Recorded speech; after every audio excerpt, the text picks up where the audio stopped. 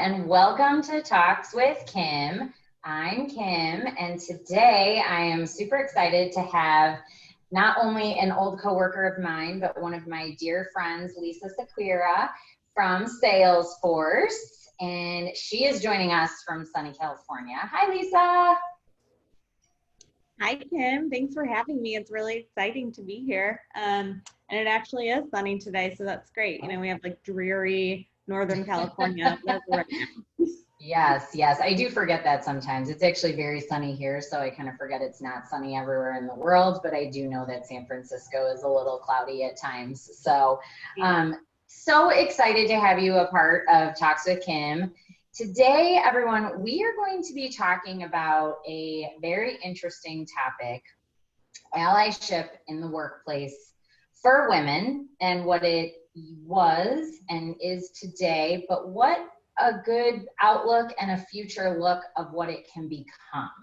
And so I asked Lisa to join us because Lisa is currently a manager at Salesforce and is in leadership and has a lot of experience in leadership. And I wanted her to share her perspective on what it looks like at Salesforce and in other roles and what she's experienced as far as allyship with women and what her focus is on looking on how to expand and change the way that we all view allyship with women.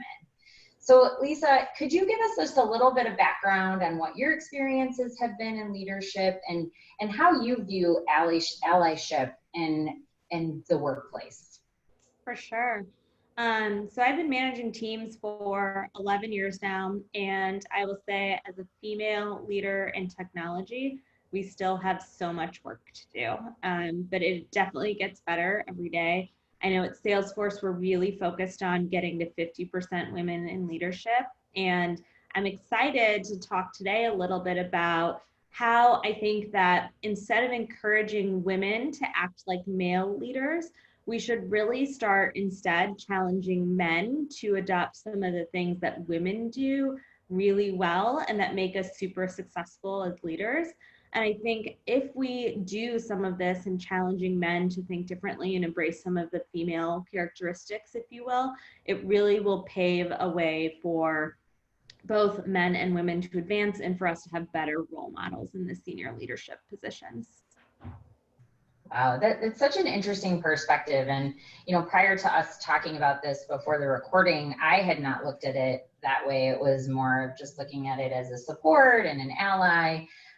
But can you give a few examples of what you mean by, you know, men more adapting to how women are in the workplace? Yeah. So I think one of the things that we hear all the time since Sheryl Sandberg's book is telling women to lean in, like, let's lean in, everybody lean in. And what I think is important is as a man to understand what does it actually mean to lean in. I think for men, it can often manifest itself as self-promotion or be interpreted as aggressive or even taking credit for achievements that aren't actually yours.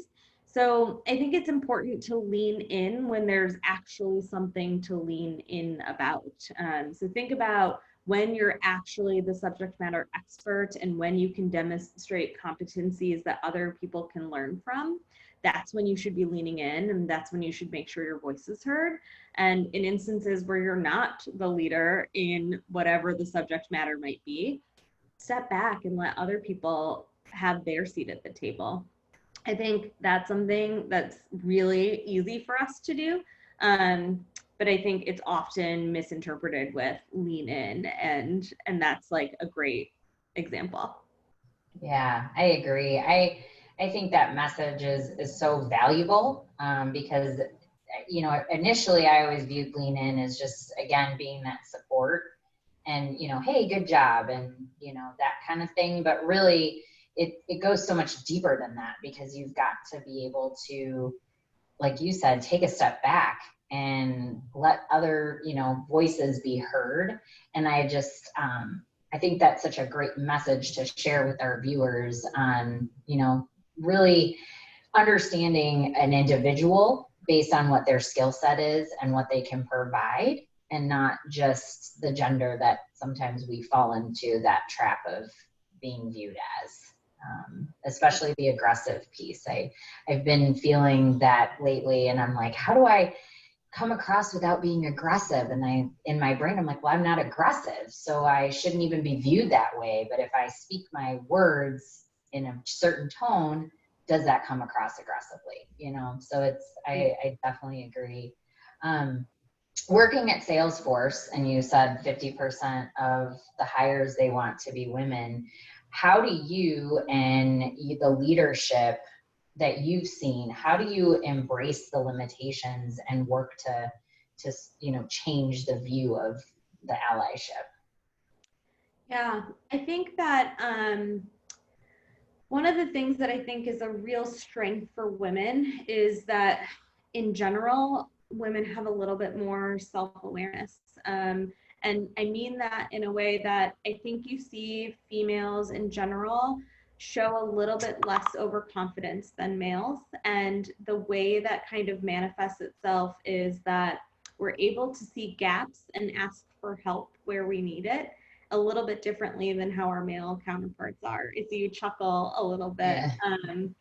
But I think that when you view yourself critically, you allow yourself the space to grow and increase your contributions.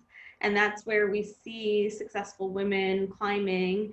And when we listen to and encourage our coworkers to feel those types of things and express those gaps, we allow, again, for that space for people to grow and mature in their professional careers. And I think that's something where we just don't see our male counterparts do the same thing. And it's, again, an area where I would say I'd love to see more male leaders do that. But I think currently it's an advantage that women have, being less confident and opening up to, here's things that I know I'm missing and here's what I'm going to work on to fill those gaps, which ultimately makes us better candidates down the road. Agreed. And I chuckled because I definitely have struggled, just with that confidence and finding my niche and finding my road. And once you recognize what you want to do more of and be better at, it's amazing what we can do to put our minds to it. And so staying in this narrow box is never something that is going to help us to continue to grow. And if we can share that with our male counterparts, I think that could be very valuable. Yeah, for sure. I think women just in general kind of have like a higher emotional intelligence, and being able to lead with both like the EQ and the IQ, I think is such an advantage that we have. And I think if we are constantly focused on things like that, that's how we achieve more success together. Yeah, absolutely. Thank you so much. I do have one more question, and it's a bonus question. But who is someone that you look up to in the space of women leaders and leadership that help keep you motivated in your current role and roles in the past? Yeah, so I think when you think about allyship and sponsorship and just seeing more people in roles of leadership, a lot of it comes down to, I think we see less women climbing because there's less women at the top to look to. So I am very lucky. There's a COO in my business, Archana Submarinian, who is one of the most down-to-earth women I've ever embraced. She also has a fantastic story of growing up in a house that was always full with her parents, her grandparents, and having to learn business practices early because she always had to sell them on what she was and wasn't going to do. She moved to the US from India and has, just accomplished really wonderful things. And she is the kind of leader that creates the space for people to challenge and grow and fill gaps. And anytime you see somebody that looks like you and is in a role that's where you want to be, I think those are the types of things that encourage you and motivate you to keep working and to keep climbing and to keep focused, because you see that what you're after can actually happen. So I'm very grateful for her and grateful for all the leaders that we see at the top that are looking a little different, right? From like what we typically see. And I think that really makes it an imprint on on those of us that are trying to get to the same seats at the table. That's awesome. I'm so glad to hear that. It's so refreshing when we have great leadership, especially in our, with women. And maybe one day she'll want to do a Talks with Kim. I don't know. Who knows? Yeah. But anyway, thank you so much, Lisa. This has been so great. And I'm so excited that you wanted to do this. I think the message that you wanted to share is so impactful. And it definitely, even in just the 30 minutes that we've been together, has changed a view that I didn't have before. So thank you. This has been great. And hopefully one day we'll see you back on Talks with Kim. I love it. Thanks so much. I'd be flattered to be invited back. Awesome. Thank you. Well, thanks everyone for joining. Till next time.